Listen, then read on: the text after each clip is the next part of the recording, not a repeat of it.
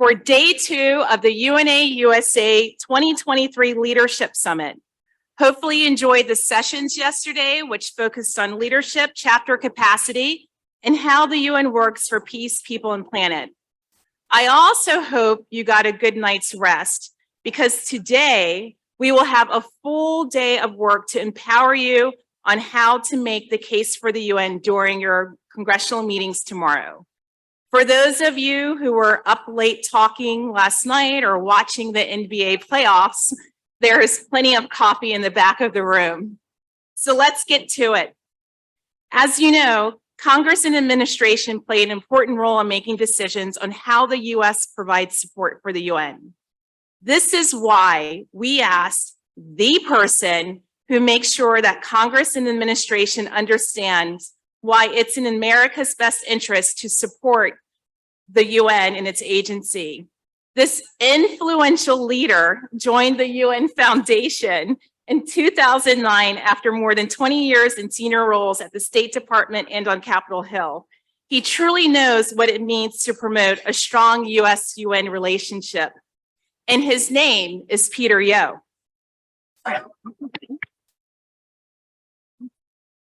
Peter is president of the Better World Campaign, senior vice president for the UN Foundation, and he has a newly appointed position, father-in-law. His son just got married this past weekend.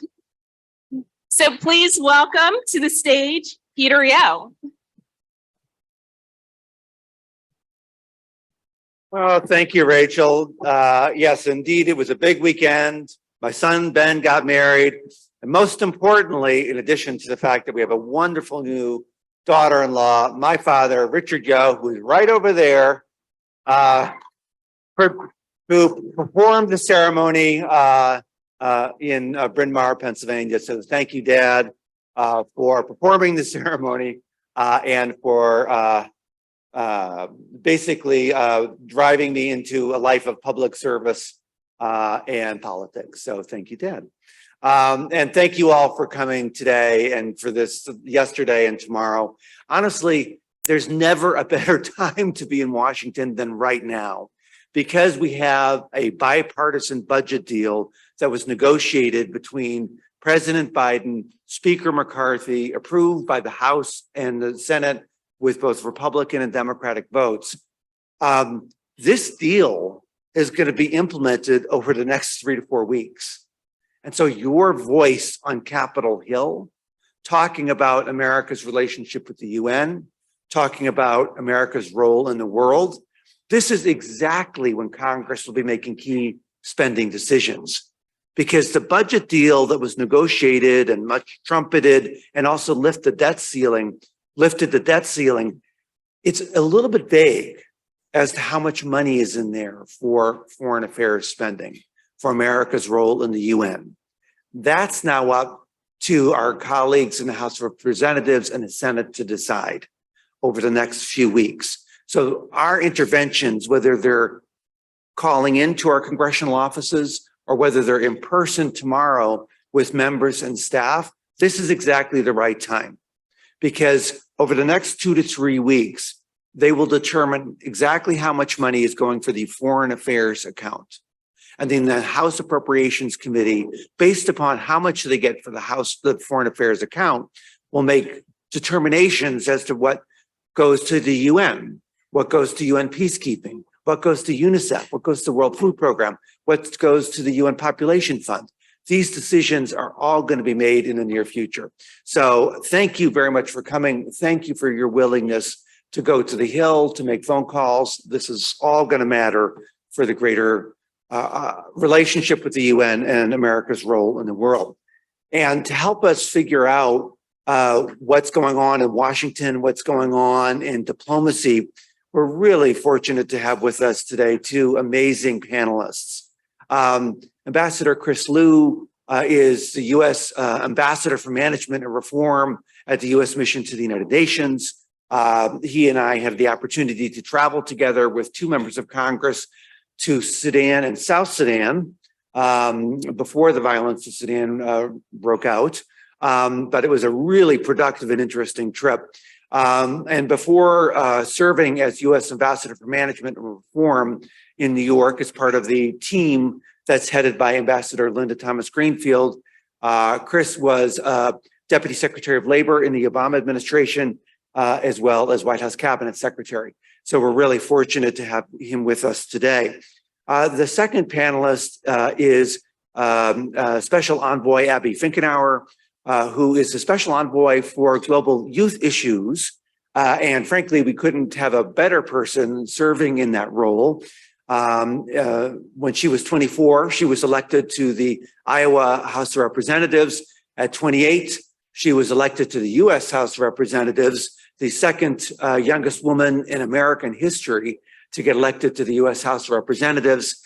She is a trailblazer and a history maker. And so we're really fortunate to have them both with us today for a moderated conversation. I'll ask a couple questions to get us going, and then we will turn it over to you for questions. So please join me in welcoming to the stage Chris Liu and Abby Finkenauer.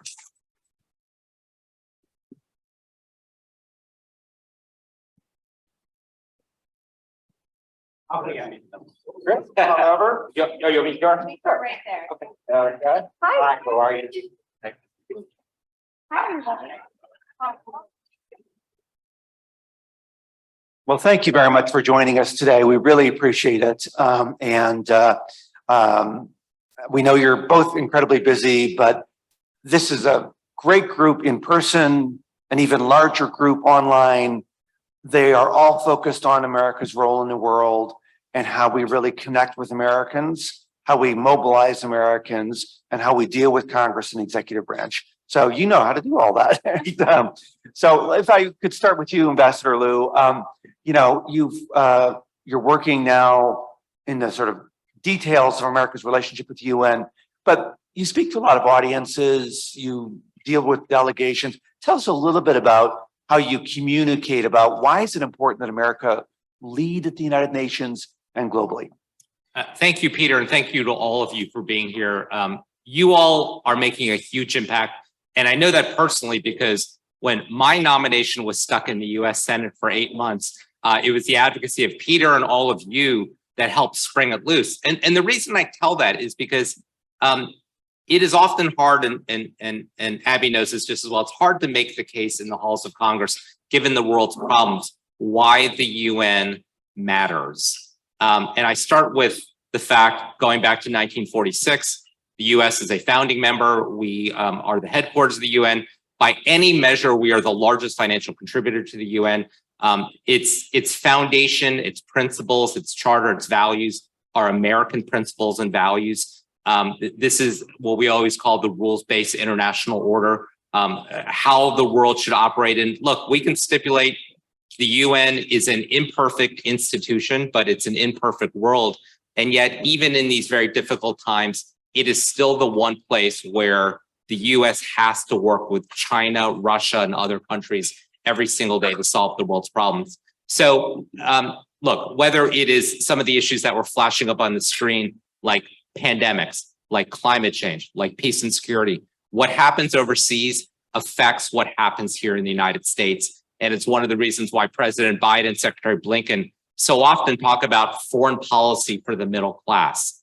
And I will say that we don't often make that connection as often as we should. And that's why all of you are so important to understand the issues and explain to people, hey, here is why the conflict in Ukraine matters to us. Here's why what's happening in Sudan matters. Here's why climate change. Here's why, the export of fentanyl into the United States is affecting regions, and Congresswoman Finkenauer knows this better than anybody in small town America. But it's more than that. It's we espouse human rights. We espouse rule of law, free elections. We believe they're important in our own country, and we believe they're important overseas. And so the UN is the place where all of those connections come together. Thank you. And Congressman Finkenauer, I'll get to youth issues in a second, but you've been on the receiving end of advocacy, meeting with your constituents, talking to them on the phone. Could you give us some collective advice about how do we break through on our issues? I mean, You know, obviously America's role with the UN is sort of a subset of America's role in the world. How do we break through on issues to get the attention of members and staff and really have an influence? Well, first of all, oh my goodness, I am really just thrilled to be here with you all this morning. And what an honor to get to be up here with Ambassador Liu and you, Mr. Yeo. It means a lot. And I also can't say thank you enough for the work you're doing today, tomorrow, and in the future as well, advocating for the funding, but also, again, as Ambassador Liu just stated, advocating for America's place on the global stage. That is what you're doing. And I also, you know, when it comes to actually talking to members, right, when you're in those meetings, the first thing I want to say is they are normal people, right? So don't put them on too high of a pedestal. I promise you, they put their pants on the same as everybody else. And I will tell you a little story about that to hopefully kind of break down those barriers. So when I was 16, it was the first time I was ever on a plane in my entire life. It was to be a page for the US House of Representatives. And so I literally had the opportunity in high school to work around members of Congress on the floor of the US House. Now, these are people that I grew up, right, reading about in Newsweek. I'd watch them on TV giving interviews, and I had just this really high idea, right, of who everybody was, how fancy they must be. They must be experts in everything.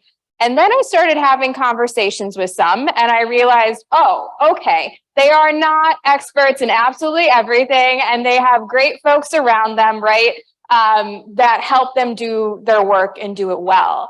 And again, I just want to make sure that you hear that, you understand that, and you feel free to be yourself, to be authentic, and that really, really resonates with members. The other thing is this, right? You can go in there and have all of the charts and all of the data, all the fancy spreadsheets or pie chart graphs, whatever it is.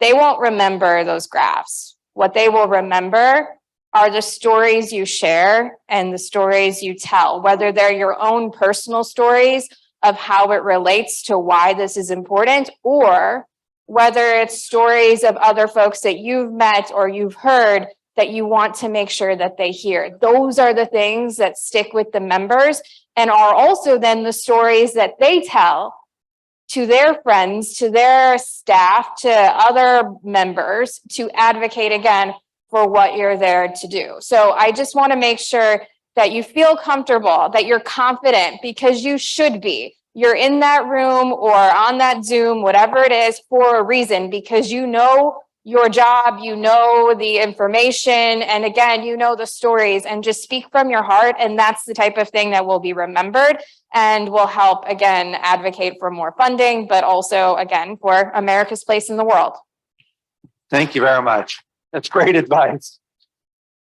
And while you have the microphone, could you tell us a little about your current mandate in terms of working to make connections with young people around the world, and how does the UN play into that? So welcome your comments on that. Yeah, so I am now, as of end of November, beginning of December 2022, the first U.S. Special Envoy for Global Youth Issues at the U.S. Department of State. And, oh, thank you. And the reason I bring up the first is because it shows how much the interaction, the engagement, and the uplifting of young people and young voices matters to President Biden. It is why he created this role. It is why I am in this role. And again, there is so much good work that the U.S. is already doing. You all know this, right? When it comes to engaging young people, uplifting voices, but there is so much more we can do. And so within my role at the Department of State, I have had the honor and the privilege to literally travel around the world. From my first day of being at the State Department, I was asked, will you go to Cambodia? And I said, sure. When? They said 2 weeks. I said, okay, absolutely. And so off I went to Cambodia, Thailand, Singapore, Albania, Luxembourg, South Africa.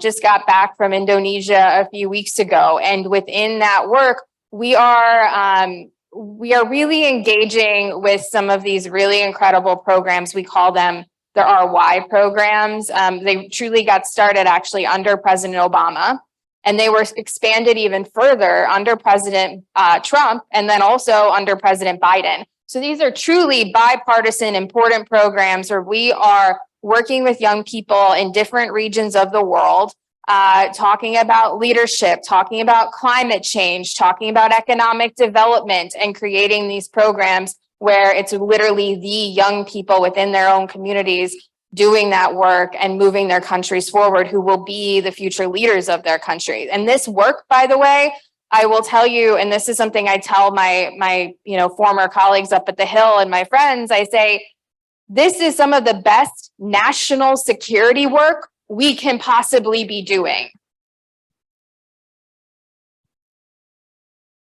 Because of the fact that we are building relationships with the next leaders of their countries all around the world. And again, it's an honor and a privilege to get to do it. There's so much more that it encompasses, but that's kind of the broad view of what we've been focused on so far. But I will also tell you, I've had the honor and the privilege to get to meet the US UN youth delegate as well, or youth observer, Himija. And she has been, I don't know if you all have interacted with her at all, but she has been absolutely incredible. And I've learned so much from Himija as well, given the work that she's doing within the United States. And I will tell you that is one of my passions as well, given the work I've done internationally, realizing how much more we have to do to uplift our young people here in the United States. And I know that is the work you are doing, that Himija has been doing, and I just can't thank you enough. Well, thank you very much. And Image is fantastic, and we're really fortunate that the UNA USA has a role to play in sponsoring the youth delegate. And I think I travel a lot for work, and around the world, some of the smartest leaders I meet with have participated in the US youth programs.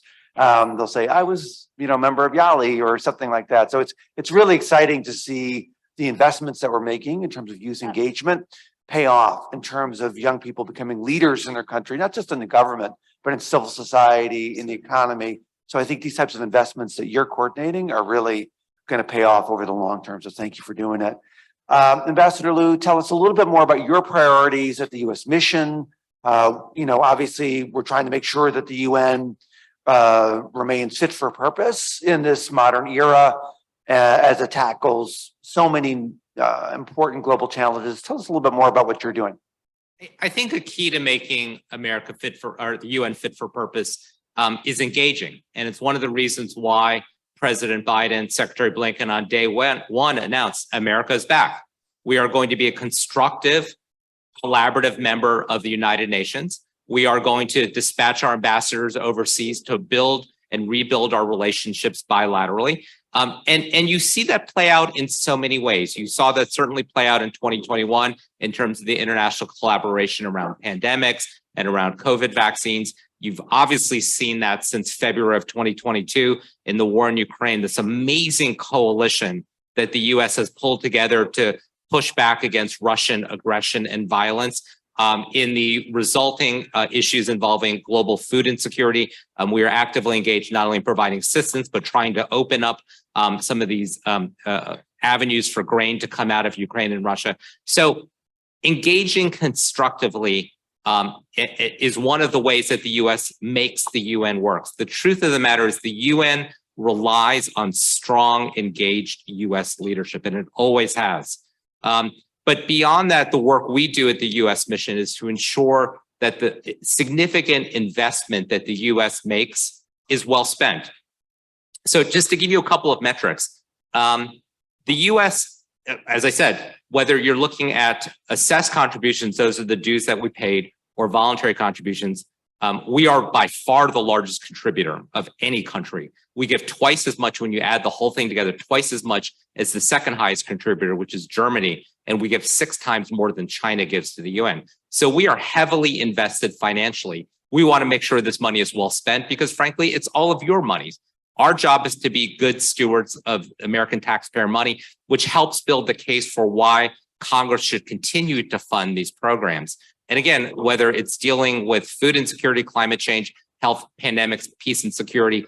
Our money is indispensable to providing assistance around the world. So making sure the money is well spent is really like number 1, 2, and number 3 of our top priorities to making the UN fit for purpose. I will also say something. I mean, as we look ahead, and you all are well versed, I think, in the 2030 Sustainable Development Goals. We're at the halfway point right now. There's going to be a big SDG summit in New York this fall. How do we make sure that the UN can better get towards those 2030 goals? And right now, it's important to get as many stakeholders to the table, get as many good ideas, bring technology, include the private sector, which is going to be a critical component to this. We are not going to solve these problems unless everyone is around the table. Great, thank you. Appreciate that.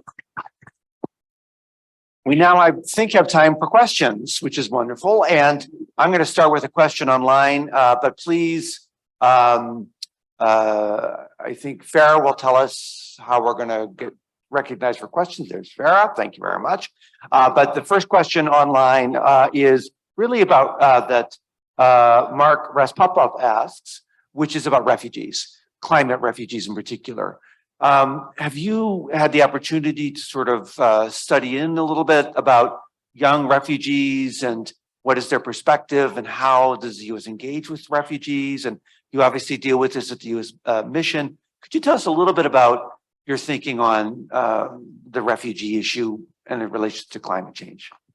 Yeah, so where my work has truly focused is actually trying to tackle the refugee crisis, or even folks leaving their countries on the ground itself. And so, for example, some of the countries I have been to, they are seeing a lot of their young people start to leave because they are not finding the economic opportunities within the countries themselves. And so that is something where the US is literally on the ground doing the work, helping create economic development programs, do language training, do many different types of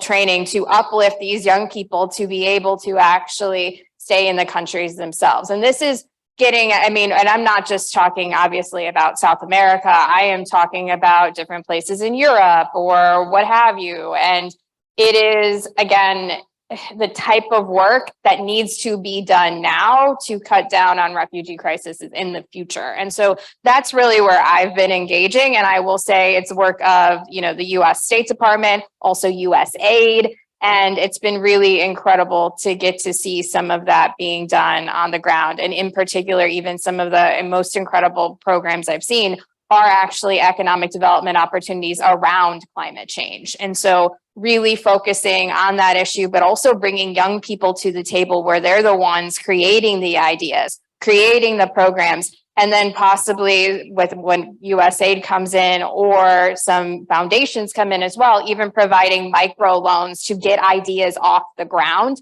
That's the type of stuff, again, that I'm really excited about, that we continue to do to be able to tackle that crisis actually on the ground and even before it gets elevated in the future, if that makes sense. Fantastic. Thank you. Ambassador? Yeah, no, I would add, and I think this is an important message as you all travel around your communities or certainly on Capitol Hill, is to help explain the broader ramifications of climate change. This is not just about, the environment getting warmer. It's about all of the consequences that lead from that. It obviously contributes to a whole series of health challenges. It leads to greater instability, which leads to greater war. And then obviously it leads to migration. People generally flee their areas for two reasons. One is because of political repression. One is, as Congresswoman Finkenauer said, is because of lack of economic opportunities. And far too many places in the world right now, the land that they were farming on is no longer ability to sustain them. So people are moving, and that's going to have ramifications not only in the countries they're leaving, but the countries they're going to. So those are very, very connected. And it's, again, I'll go back shamelessly and plug U.S. leadership. There's an amazing UN organization called IOM, the International Organization of Migration, which is now being led by an American, Amy Pope, who recently won election. And it's one of the reasons why we wanted and we pushed so hard to get Amy in that position. She's a terrific leader on these issues who I had a chance to work with in the Obama White House, and her leadership will help address these issues around the world. Great, thank you. And just as a further point, the election of Amy Pope to head IOM was a major priority for the Biden administration, and it wouldn't have happened without your leadership, without the work of the international organizations, Bureau, and frankly, the entire State Department in a cross-team collaboration to ensure that Amy Pope got elected as head of IOM. Very exciting. Yeah, we've learned that in these international organizations, we are in a competition with other countries. And if we want to win these elections, we have to run them like we run political campaigns here in the United States. And we, fly people around, we put presentations, we have fancy brochures. And it's not just winning that election under the Biden administration. It was Doreen Bogdan-Martin, who now heads the International Telecommunications Union in Geneva. And that might seem like kind of a wonky thing, but they're the people that are going to determine internet access and internet governance issues, which are really the issues of the 21st century. And you would much rather have an American run these than having a Russian or Chinese. Well, I was just in Madagascar and we met with the foreign minister, and her previous meeting had been with Michelle Sisson, the Assistant Secretary of State for IO, pushing for Amy Pope and Madagascar support. So in any event, it was quite a real all-team political effort. So very exciting. Questions from the audience? Raise your hand, please. I see gentleman in blue right there. Somebody will come to you with. Peter, I just wanted to reiterate, please ensure that your question is succinct and ends with a question mark, please. Great. Gentleman in blue with a bright UNA t-shirt right there. Somebody's coming over. And then, oh, sorry. We'll go to you second. We'll start. Yes, go ahead. Good morning to you all. My name is Adair Francois. I am from Florida, Broward County. My question is first of all, let me thank both of you for sharing your insight and your knowledge and wisdom. My question is for Ambassador Liu. So Ambassador Liu, today we have Brazil, Russia, India, China, and South Africa. So these countries are having their own currency. So my question is, are you not afraid that if they do have their own currency, that can weaken the US dollar and the power of the US to sanction them? Thank you. Okay, so let's take two questions at a time. So the first one is about generally the role of US currency, other countries trying to play a greater leadership role. And then the gentleman in blue right there, Farrah is coming around. Please introduce yourself. Hi, my name is Steve Watras. I'm from the Milwaukee chapter. You spoke about the Ukraine war and the efforts of the U.S. Putting together a coalition relating to that. I wonder if that's the right track to be on. Quote Antonio Guterres, the Secretary General, earlier this year, the prospects for peace keep diminishing. The chances of further escalation and bloodshed keep growing. I fear that the world is not sleepwalking into a wider war. I fear it is doing so with its eyes wide open. And just one more quote here from the New York Times: "The U.S. should be a force for peace in the world." An ad that was placed by a bunch of colonels, ambassadors, Jeffrey Sachs, and others says, "We consider President Biden's promises to lead Ukraine, as long as it takes, to be a license to pursue ill-defined and ultimately unachievable goals. Can't the U.S. do better to push diplomacy, to push a ceasefire, to not give endless supply of arms without condition, to keep fueling this war toward possible nuclear annihilation?" Great, fantastic. Thank you. Two tough questions, but let's dive right in. So I will take them in reverse order. And I think in terms of the war in Ukraine, we are committed fully to the defense of Ukraine. It's not just the US, but it's our allies, not only in Europe, but in Asia as well. I mean, look, we would love nothing more than for this war to end.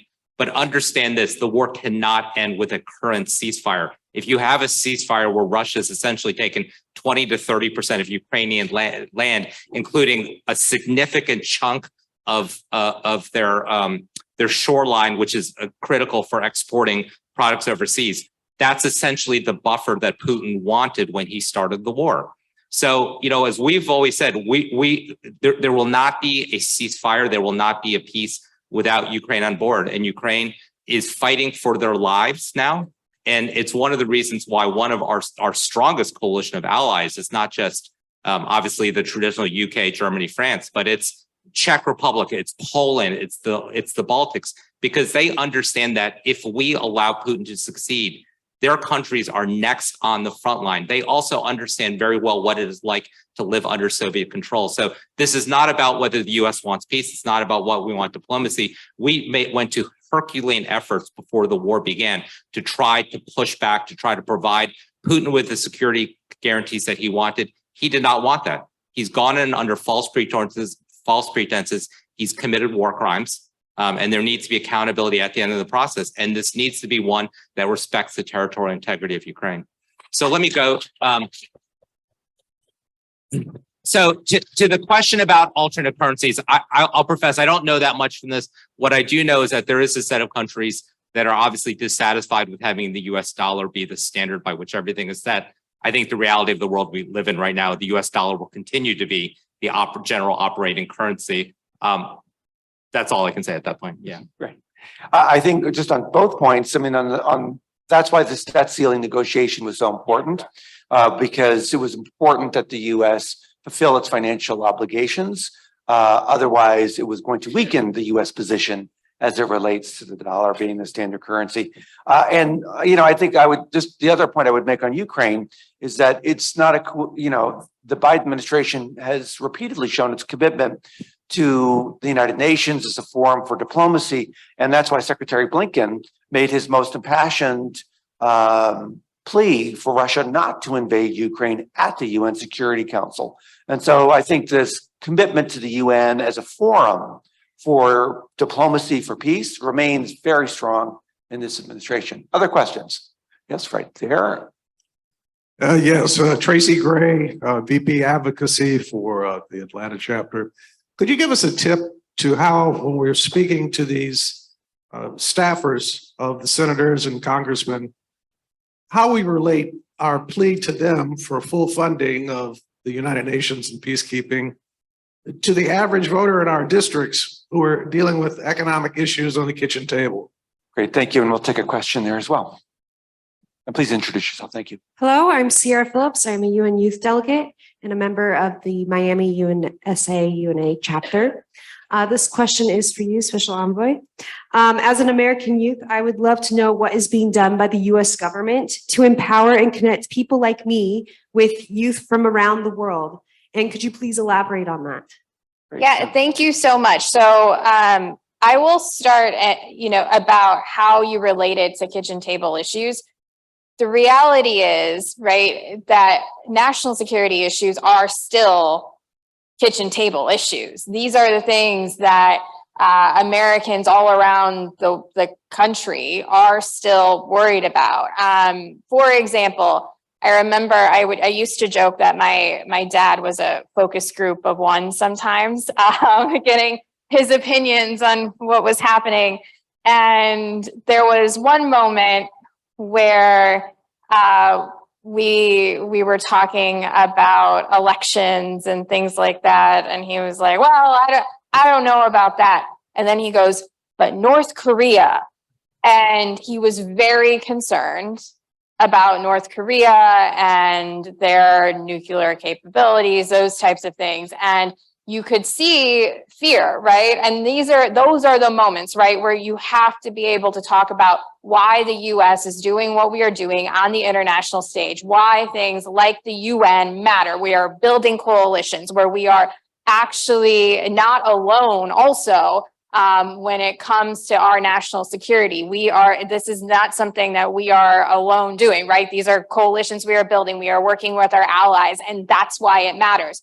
And beyond that, I mean, I come from Iowa. What is happening in the world, whether it is national security or whether it was trade, impacted my district that I used to represent heavily when it came to corn, soybeans, you name it, when trade wars were started on Twitter in the last administration.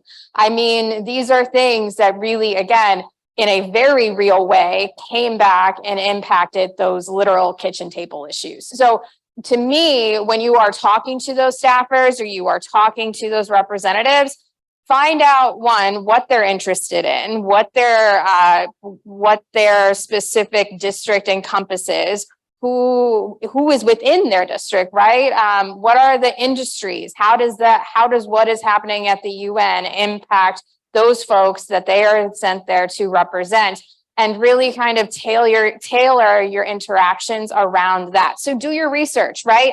Not every representative is the same, not just, difference within their political parties, but differences between what they're actually representing in Congress and who they're representing. And so do your work on that piece of it and really try to connect as much as you can personally to that representative and their district. That is one of the best ways to do it. In terms of, I believe the question was engaging American youth, right, on the international stage as well. One thing I would say that I really enjoyed interacting with, so these Y programs I've talked about, we have one called Why Lie, which is the Western Hemisphere, which also includes American youth. And it was one of the more impactful experiences I've had, where our youth ambassador programs from South America to Canada to just literally the entire Western Hemisphere, we're all in a room together talking about issues that impacted their lives. And then again, hearing from not just myself, but also like I was listening to them and taking their stories, their ideas, and then they were making connections again in this entire region where they're going to work together in the future. And I think this is a space in particular where I think we can do more on. It's something I'm going to continue to advocate for, to really connect our young people on the world stage. And really, as connectivity has increased, as we saw during COVID, right? We're still there, but as we were using Zooms, as we were using social media to connect, we have this new opportunity where we are not siloed in regions, where everything that is happening, whether it's in Western Hemisphere, whether it's in Africa, whether it's in Europe, is impacting the other. And so to be able to play that role to connect all of the regions is something that I'm really excited about, something that I'm passionate about. We're going to continue to do. But there's more work ahead, right? I'm excited about those opportunities though, because I think when we are actually sitting here listening and getting the ideas from American young people, which is what we've seen Himija do, listening to her and having her take those ideas back to us as well, that's how we actually make real change and come up with the better ideas to actually make that connectivity actually make a difference. Great, thank you. Now, Ambassador Liu, you also worked on the Hill for this no-name senator that nobody had ever heard of from Illinois, Barack Obama. Maybe you could address this issue about particularly dealing with staff, because you were a staffer. Yeah, so you asked the question about how we make the case for US money. I think I'd make it in 3 ways. First of all, it's not that much money. We give about $12.5 billion to the US in all combined UN funding, $12.5 billion. It's about the size of my former department, the Department of Labor. It's about the size of the US Coast Guard. So when you consider what the UN does overseas in terms of peace and security, development work, humanitarian assistance, $12 billion, great investment for US taxpayers. Second point it is often cheaper to address these issues on a multilateral basis than if we were to do it unilaterally. Again, we have seen COVID being the perfect example. If you don't get on top of an issue happening overseas, it comes to your shores and you will ultimately spend far more money addressing it. A 2017-2018 Government Accountability Office study looked specifically at the cost effectiveness of UN peacekeeping and found that if the US were to engage in these peacekeeping operations unilaterally, we would spend 8 times as much money as we give to the UN for that. So it's not that much money. It's a great investment. The third thing I say is we frankly need to do more. And let me give you a couple of examples of that. We are not fully back in all UN organizations right now. One of the ones we're not back in is UNESCO, which is critically important because as we think about not just education, scientific, technical standards, but as we think about artificial intelligence and where those standards are going to be set, UNESCO is one of those bodies. Again, you'd rather have the US set those standards than have other countries set the standards. Secondly, is we owe $1 billion, over $1 billion in back dues to the UN, and we don't pay our dues on time. my best analogy is like, imagine you are a member of your local swim club, imagine you're a member of your country club, and you owe $1 billion. Like, it doesn't really look great when you're sitting among the other members of your club, and when the US pays their dues up to 12 to 15 months late. Like, imagine what that does to the UN's ability to, hire people, deliver programs, to engage countries to provide troops for peacekeeping missions, when your largest funder is perpetually paying late or not paying in full. It's not good for the UN. And it certainly is not good for our credibility in that body. Great, thank you. You see, Farah, you had somebody back there. Yeah. Good morning. Hi, my name is London Bell, and I'm from the Detroit chapter. This question is for Special Envoy Finkenauer. I have a question. So as you are traveling around the world and meeting with young people and having conversations about leadership roles, how often are you engaging young people living with disabilities? Do you feel that these conversations are inclusive of young people living with disabilities? And if not, how can it be? Great, thank you. Thank you. Oh, sorry. I'm so excited to answer. No, go ahead. Please go ahead. Thank you. And then I'll go back. Hi, thank you. My name is Mary Jo Wilmore. I'm from Sonoma County, Northern California. I really appreciate you being here and the work that you're doing. My question relates to a fact that I learned yesterday, which was that the US has not signed or ratified CEDAW. And I was doing a little research on it last night, was talking to my family that lives here, and they're like, well, why hasn't it done that? So my question is, why hasn't it as it relates to it? Because as you were saying, when we don't pay our bills on time, but we're supposed to be doing that, when we create other treaties that we expect all these other countries to sign and we don't do it, it doesn't help that we do set these standards, but then we don't abide by them. So I'd really appreciate your answer to. Great, fantastic. Thank you. So disabilities and Yes. CEDAW. And then I'll take the disability question. Thank you so much for that question, by the way. So important to talk about. And it's also one of the things I keep talking about these Y programs, but the reason I do is because of the way that they were built out and also have evolved over the years. They are very, very intentional about who is actually involved in it. They are not just taking, young people who are the top, whether it's like the top, and no offense to UN, but top model UN students that are showing up and want to be involved.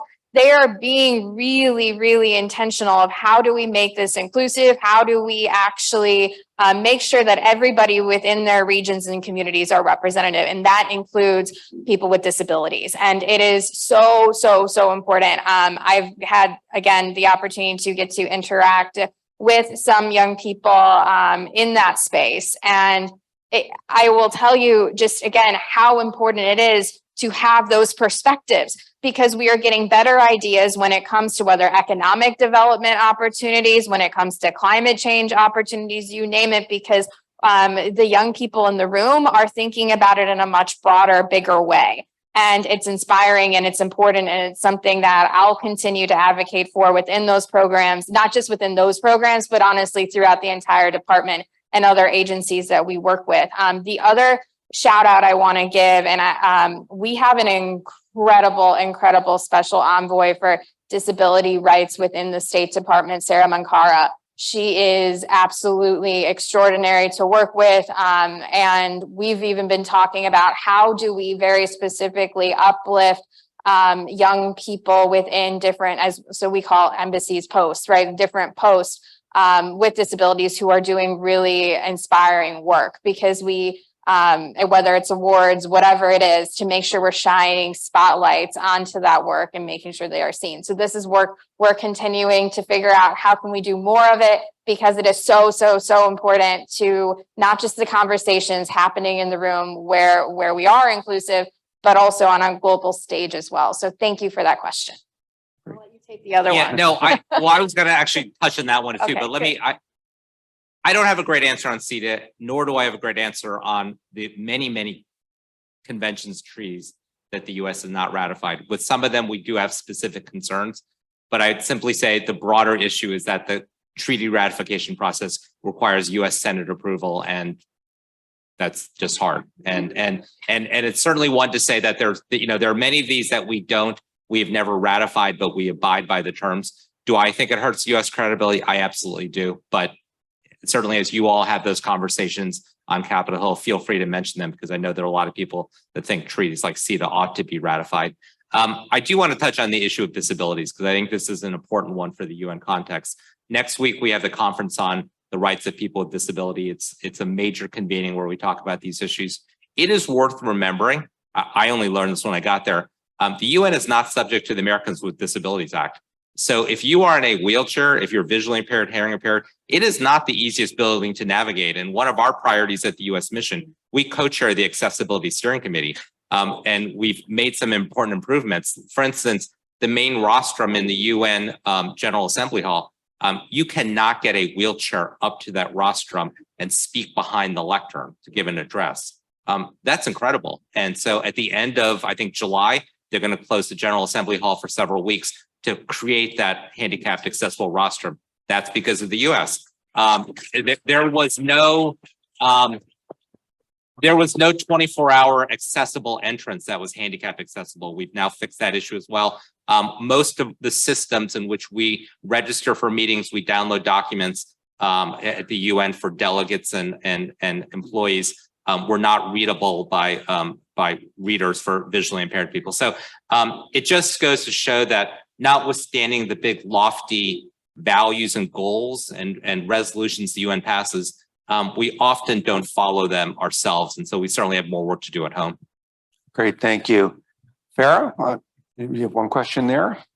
I know we're almost out of time, so this will be the last lightning round. Thank you, go ahead. Good morning. Thank you so much for giving your time. Myself, Chaiti from New Jersey. I'm a USA member. So I'm a first generation immigrant and I came with the American dream and invested whole life. My kids born here. So we like to see the US as the #1 in the world but recent few example like, local currency introduction, like he says, and China's power not able to stop Russia and the war, sometimes creates concern, not fear. But we like to see US as a #1 in the future also. It's not only good for the US, but whole world.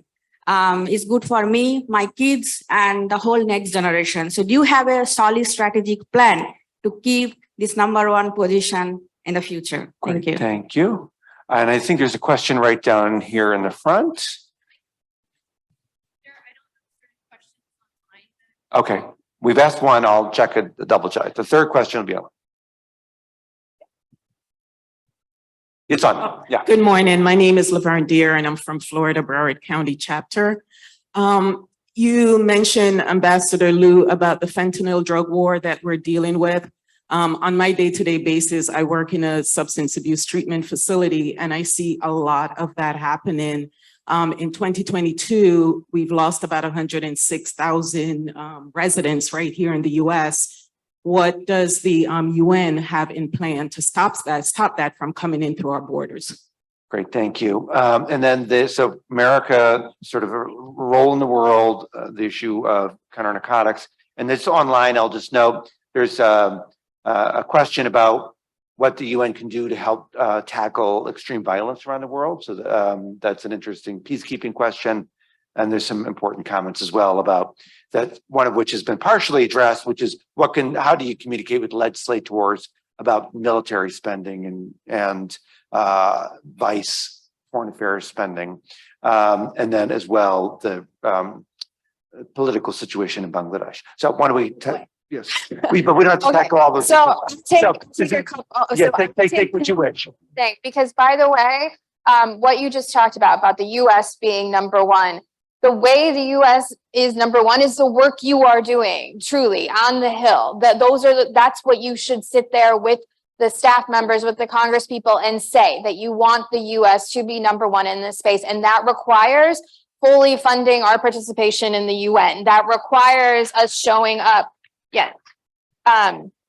And it's just, it is so vital for future generations that funding is there, that we are doing that work and that we are present and engaging in those moments, right? And so just thank you for stating it the way that you did. And I think that is something everyone here can take with them today, again, on the Hill, and also tomorrow and into the future. The other piece, I'll touch on this very briefly, the extremism, the violent extremism all around the world. That is part of what our youth programs are also really engaged with. Something tangentially related that I'm really impassioned about that I didn't know I would be when I got into this role, but it has come up in nearly every single room I have been in, and with in particular young women, doesn't matter where I'm at, whether it's Albania, South Africa, or Cambodia. When it comes to the extreme violence that young women are facing, in particular in the online space, social media space, the threats they are getting, whether they are running for office themselves or they are being, public advocates, it is a huge concern that we've seen continue to take off over the last few years. We even see it here in the United States itself. I mean, I was, running for office and getting death threats as well. I mean, this is something that is a global issue and something that I am really, really impassioned about, making sure that we are tackling that. If we're going to talk about civic engagement and getting young people into those places where decisions are being made, we have to be talking about the violence that young women and people of color and minorities are also facing within their regions as well, because otherwise they will not be in that space. They will decide that it is too violent, too extreme, and then step back. And we cannot afford that. To have representative societies, we need every single person engaged. And this is something that, again, I am pushing the US to do even more of. And in any country, any room I am in, this is something we are talking about. So thank you. Great, thank you. Thank you very much. That's really Let me follow on and take a couple of those threads as well. I mean, we often talk about foreign policy for the middle class and how what happens overseas affects us here, but also understand, going back to US being number one, a stronger America domestically helps us overseas. And it's the investments that the Biden administration has made in infrastructure, in dealing with climate change, obviously the CHIPS Act, which will bring more production here to the United States, which is both good for American workers, but frankly, good for our national security as well. I would also say those are ways that we make ourselves economically stronger, which allows us to project our strength overseas. But frankly, having honest conversations about the state of our own democracy and engaging in the racial reckoning that we have done over the last couple of years is important. We cannot promote human rights overseas when we have situations of racial injustice here. We can't push for